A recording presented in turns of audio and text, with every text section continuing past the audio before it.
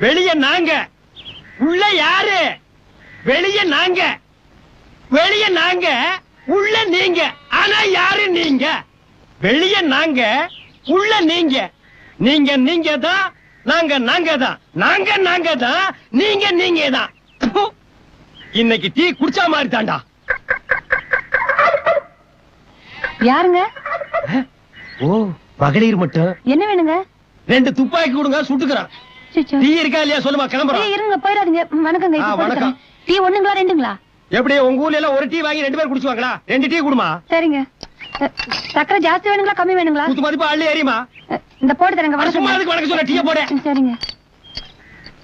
வணக்கங்க.